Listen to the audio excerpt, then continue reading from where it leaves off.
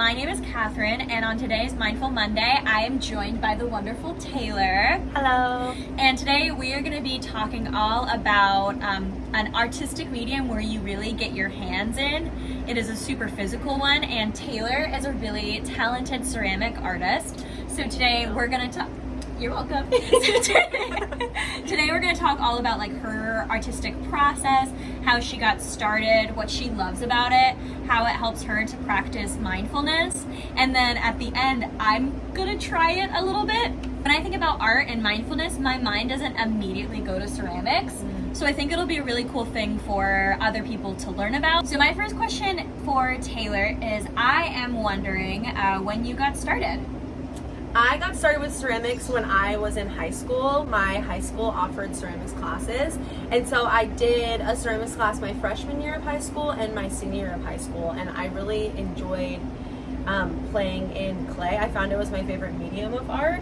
And then when I started going to college in Sacramento, I was allowed to take a couple electives. I'm an art major, so I got back into ceramics in college, and I really found my community in the ceramic studio at my college, and I just really started like flourishing in that medium. So that's kind of like how I got started in ceramics, and then I just kept on doing it. What do you feel like, you know, because everyone, when they first become an artist, like they feel that initial spark, but what kept you like returning to it? I feel like when I'm doing ceramics, it really gives me the opportunity to be in the moment. And it was during a really transitional period in my life that I started doing ceramics again. And so I think that it helped me really be mindful and in the moment when I sat down on the ceramic wheel and I started creating pieces. So I feel like that's what drew me back to it, and also like seeing your creations that you create after such a long process, because ceramics is a process of like 3 or 4 different steps that take weeks to complete. It's a lot of patience. It is. And so I think that once I was like starting to get pieces back that I was really proud of and just like so excited to like bring home, give to my friends or family, that's what kept me like going back to it, because I was like, this is something that brings me a lot of peace and joy, and it's also something that I have like, I can have like something physical in my house. I love getting ceramic art as well, because it's like someone really did make this, and you can get ceramic stuff at the store and it's gonna do the same thing, but it's not gonna be made in the same process of love and, you know, and gratitude. And so what does being an artist mean to you? Man, I feel like being an artist means so many different things to me, because I think that there's so many different forms of art that I think that so many artists don't consider themselves an artist, because I think that art is in the form of cooking. I think that art is in the form of being able to organize something really well. I think that art is, you know, planting the garden and making a bouquet, and there's just so many different ways to be an artist. And so I think for me, like, back to your question, what does it mean to be an artist? I think that it just means like creating something that feels like me. Feels like an emotion that I was feeling. Like, this is a part of me that I can now put out into the world. And then once it's out into the world, I'm gonna let anybody perceive it the way that they want to perceive it, because that's the beauty of art, is that you give it to the world and you let them take with it what they will.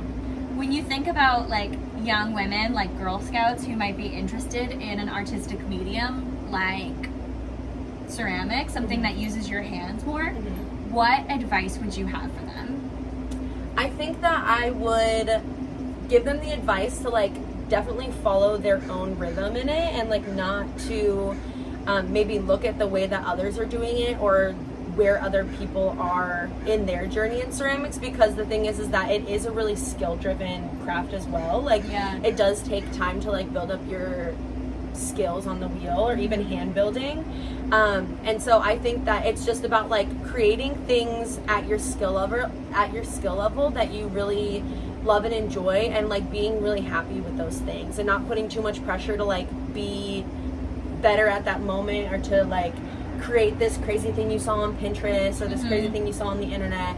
And just like enjoying where you're at and just enjoying being in the moment with the clay that came from the earth that uses all the elements that create us. Yeah, And that's so why cool. that's why I think it's just like just get your hands dirty. I'm going to put an apron on Dazzle when we do this.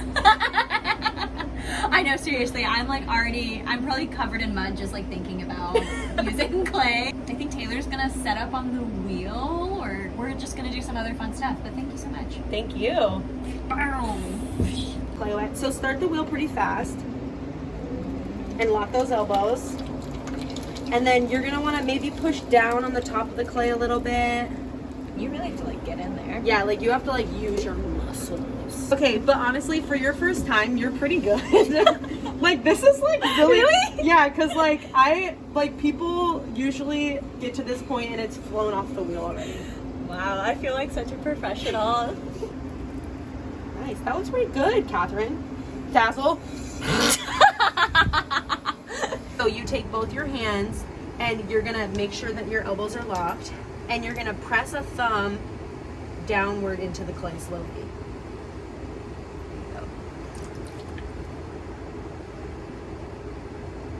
And you're gonna keep on going down until you've probably got about an inch or so left to the bottom. I'm ever throwing on the wheel, like, I'm actually really surprised. I knew you had it in you. That's not it at all, but like, I mean, ceramics is not easy. No. So when you pull the clay, basically what you're doing is you want to keep contact. Pretend like your fingers are magnetized to each other. Oh no. And you want to slowly pull up, and you want your fingers to kind of be in the same position on each side of the clay. Okay.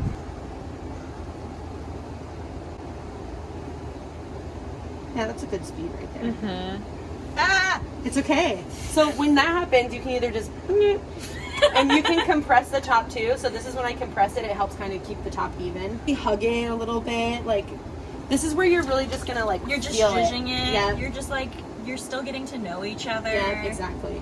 All right, well that about wraps it up for today's video.